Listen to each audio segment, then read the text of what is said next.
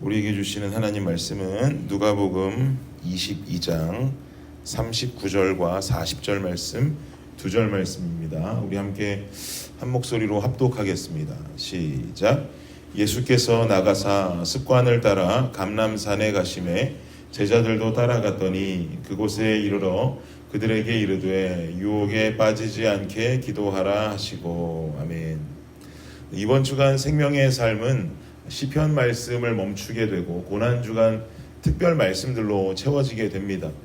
그래서 오늘 본문이 누가복음이 되는 것인데요, 이 고난주간 말씀들로 예수님을 더욱 묵상하시고 또 삶의 하나님 사랑과 이웃 사랑 그리고 절제의 삶을 더욱 실천할 수 있는 여러분의 한 주간이 되시기를 예수님 이름으로 축복합니다. 오늘 이 자리에 나오신 여러분 대부분의 성도님들은 늘 이 새벽 제단을 지키시는 분들이죠. 오늘도 기도하시지만 내일도 기도하실 분들이고 내일도 기도하시지만 모레도 기도하실 분들입니다. 게다가 피곤한 몸을 이끌고 이 새벽 시간 일어나셔서 운전하시고 이곳 프레시하임까지 나오시는 분들입니다. 여러분, 왜 이렇게 피곤하심에도 불구하고 이 새벽에 나오셔서 어제도 기도했는데 오늘도 하고 오늘도 기도했는데 왜 내일도 하면서 이 하루를 시작하고 계십니까? 또 온라인으로 말씀을 들으시면서 하루를 시작하시는 성도님들 또한 그냥 하루 시작하셔도 아무런 문제 없을 텐데 왜 이 말씀을 꾸준히 들으시고 또 기도하면서 하루를 시작하고 계십니까? 제가 우리 블레싱 교회 새벽 예배가 처음으로 시작한 날짜가 언제인가 좀 설교 준비하면서 들춰보니까 작년 10월 24일에 우리가 첫 새벽 예배를 드리기 시작했더라고요. 저희 첫 개척 예배일이 10월 8일이었으니까 개척하고 16일 만에 약 2주 만에 새벽 예배를 시작했던 것이죠. 교회를 개척하면서 새벽 예배를 얼마 후에 바로 시작했던 이유는 다른 것이 아니라 솔직히 말씀드리면 제 신앙 때문이었습니다. 새벽을 깨우지 않고 기도의 시간이 자연스럽게 줄어들 수밖에 없게 되더라고요. 줄어들다 보니까 개척하면서 사실은 가장 목회자가 뜨거워야 되는 시기이고 열정이 넘쳐 흘러야 되는 시기인데 도리어 그런 부분들이 영적으로 식어질까 봐서 좀 두려운 마음이 들었습니다. 그래서 제 삶의 환경적으로 아내가 한국에서 들어오기를 기다렸다가 미국의 아내가 들어오자마자 새벽 예배를 그냥 시작해 버렸습니다. 그때부터 지금까지 목사가 주책 없이 안 나타난 하루를 빼고는 도리어 여러분들은 하루도 빠짐없이 이 새벽 예배를 지키면서 열심으로 이 재단을 지켜오고 계십니다. 저는 이 부분이 너무 감사하고 지금껏 블레싱 교회가 은혜 가운데 세워진 큰 동력이 된다라고 저는 확신합니다. 새벽 예배 드려오시면서 갑작스럽게 재벌되신 분들은 없으시죠. 또 갑자기 안 풀리던 모든 일들이 만사형통하게 되지도 않았습니다. 그런 분들도 아무도 없으신데 우리는 줄곧 새벽을 지켰습니다. 왜 그럴까요? 습관적으로 그냥 새벽에 오시다 보니까 오늘도 눈이 떠져서 나오신 겁니까? 아니면 해가 지나고 날이 지날수록 아침잠이 없어지셔서 이 자리에 나오신 것입니까? 그런데 생각해보면 어떤 이유라 할지라도 우리가 새벽에 이 자리를 찾는 이유가 제가 지금 말씀드린 이 두 가지 이유라 할지라도 참 감사한 겁니다. 새벽에 기도하러 나오는 게 습관이라 나왔습니다 라고 말하신다면 여러분, 그 습관도 참 은혜입니다. 해가 지날수록 아침잠이 없어져서 나왔다 해도 아침잠 없는 것도 은혜입니다.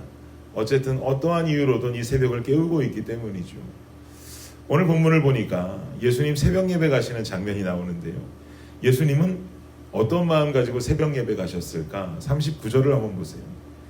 예수께서 나가사 습관을 따라 감람산에 가시매 제자들도 따라갔다 그래요. 예수님도 습관 따라 가셨답니다. 예수님의 습관은 기도하는 습관이셨던 거예요. 사랑하는 성도 여러분, 눈 뜨자마자 주식 확인하고 눈 뜨자마자 뉴스 보고 눈 뜨자마자 신문 보는 습관보다 눈 뜨자마자 기도하고 주님 찾는 습관이 더 가치가 있는 줄을 믿습니다. 왜 가치 있는 습관이 될까요? 이어지는 40절을 보십시오. 40절 말씀 함께 읽겠습니다. 시작. 그곳에 이르러 그들에게 이르시되 유혹에 빠지지 않게 기도하라 하시고. 아멘. 세상을 살아가게 되다 보면 우리는 여지없이 삶 속에서 얻게 되는 세상의 유혹들, 죄악의 유혹들이 있습니다. 우린 이것들을 이겨내는 삶을 살고 싶어 합니다. 그런데 성경은 말하기를 세상을 살아가면서 얻게 되는 죄악들의 유혹들을 이겨내는 그 방법은 하나님 앞에 기도하는 자로 살아가는 것이라고 지금 말씀합니다. 그것도 예수님의 음성으로 직접 말씀하고 계십니다. 새벽 예배 나온다고 밥이 나오지 않고 새벽 예배 나온다고 떡이 나오지 않는다 할지라도 이 시간 예배하고 기도하다 보면 내 안이 성령으로 가득 채워짐을 우리는 경험하게 되죠. 우리의 배가 부른 것을 경험하는 게 아니라 우리의 심령이 성령으로 채워지는 것을 경험하는 것입니다. 성령으로 채워진 자의 삶은 삶 속에 어떤 유혹 앞에서도 당당할 수 있습니다. 왜 그렇습니까? 유혹 앞에 내가 서는 게 아니라 나를 성령이 채우시면 유혹과 죄악 앞에 성령의 이름으로 맞서는 것이기 때문입니다. 그 안에 이길 수 있는 힘과 능력이 주어지는 것이죠. 이것을 경험하신 분들이시기 때문에 기도를 멈출 수가 없으신 거예요. 이 삶을 경험하시기 때문에 여러분 오늘도 이 새벽에 잠을 깨우고 이 자리로 달려나오신 줄을 믿습니다. 그러니 이것이 습관이라면 이것보다 큰 은혜가 있겠습니까? 이것도 굉장히 큰 은혜지요. 그러니 우리는 새벽을 깨우는 것을 게을리할 수가 없고 기도하는 것을 멈출 수가 없는 것입니다.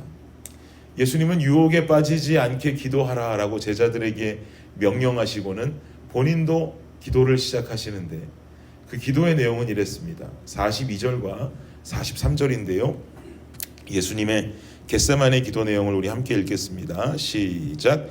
이르시되 아버지여 만일 아버지의 뜻이거든 이 잔을 내게서 옮기시옵소서. 그러나 내 원대로 마시옵고 아버지의 원대로 되기를 원하나이다 하시니 천사가 하늘로부터 예수께 나타나 힘을 더하더라. 아멘.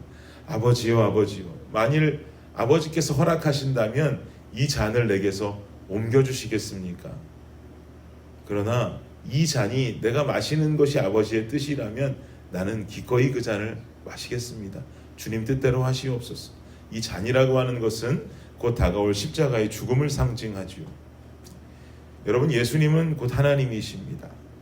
그렇다면 예수님께서는 제자들에게 유혹에서 벗어나기 위해 기도하라라고 하시고는 본인도 기도를 시작하시는데 본인은 도대체 어떤 유혹에서 벗어나기를 원하셨을까요?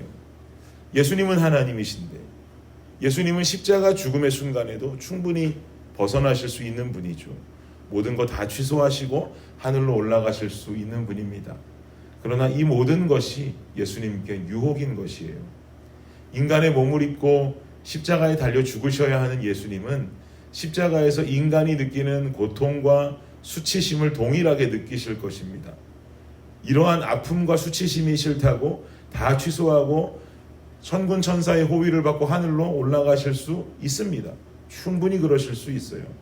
그러나 이렇게 하면 어떤 상황이 벌어집니까? 당신이 그토록 사랑하는 자녀들을 구원할 수 없습니다. 우리와 하나님의 사이를 친밀하게 만드셔야 되는 화목제물이 되어주셔야 되는데 화목제물이 되실 수도 없고 죄를 해결할 수도 없습니다. 예수님이 그냥 그 아픔과 수치심이 싫어서 하늘로 올라가시면 우린 그냥 평생 죄인으로 살아야 되는 거예요. 그 수치심과 그 아픔이 싫어서 하늘로 가버리셨다면 우리는 평생 사망에 거할 수밖에 없는 것입니다. 주님은 이 나약함의 유혹을 견디기 위해서 기도하십니다. 어떻게 기도하세요? 땀방울이 핏방울이 되는 것처럼 기도하셨다고 그래요. 어떻게든 이 사명을 지켜야 되는 거예요. 그 유혹에 넘어가는 것은 사단의 유혹인 거예요. 사랑하는 백성들을 구하지 못하는 유혹인 거예요. 예수님이 그 마음 가지고 그렇게 기도하시면서 그 마음을 지키시고 구원하신 한 사람 한 사람의 영혼이 여기 계시는 우리 한 사람 한 사람인 줄을 믿습니다. 그 마음 가지고 그 열심으로 주님께서 우리를 구원하셨어요. 그래서 예수님은 기도하셨어요. 그러자 어떤 일이 일어납니까? 천사가 나타나 예수께 힘을 더하더라. 사랑하는 여러분, 인간은 나약합니다. 언제 어디서 어떤 죄를 짓고 살지 모르는 존재들이에요. 그러니 우리는 깨어서 기도해야 되죠. 유혹을 이기기 위해서요. 기도하면 천사가 예수께 나타나 힘을 더하듯이 우리가 기도하면 성령께서 나타나 우리에게 힘을 더하시는 줄을 믿습니다. 그러니 이 새벽을 깨우고 기도하는 것을 꼭 지켜야겠죠. 저는 우리 성도님들이, 더 많은 성도님들이 이 새벽 제단을 지킬 수 있으면 참 좋겠습니다.